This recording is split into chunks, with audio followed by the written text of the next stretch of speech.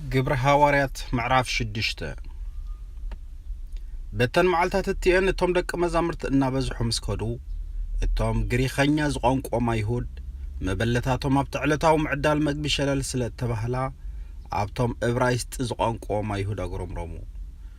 ሽዑቶም 12 ንኹሎም ደቀ መዛሙርት ጸዊዖም ንሕና ቃል አምላኽ ሓዲግና ኣብ ማኣዲ ምግቢ ክንዕደል ግቡእ ኣይኮነን ስለዚ ኣቶም ኣሕዋት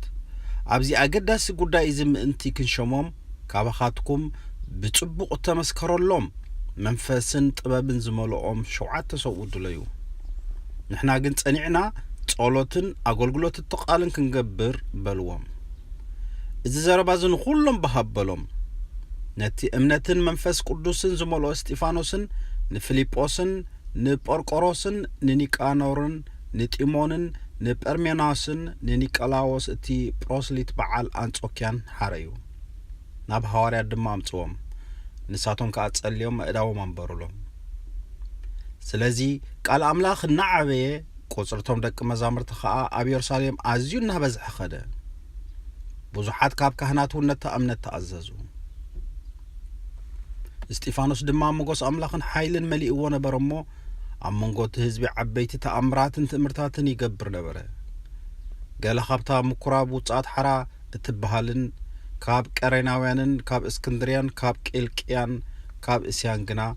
ንእስጢፋኖስ ክከራኸርዎ ትንሱ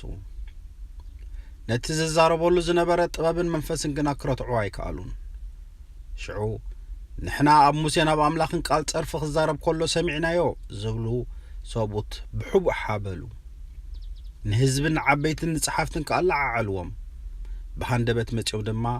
መንዚዖም ናብቲ ዋዕላ ወሰድዎ ሓሰውቲ መሰኻኽር ከኣምፁ ንሳቶም ድማ እዚ ሰብ እዚ አንጻር ዘቅድስቲ ቦታ እዚኣን አንጻር ሕግን ካብ ምዝራብ ኣይዓርፍን እዩ ንኣብነት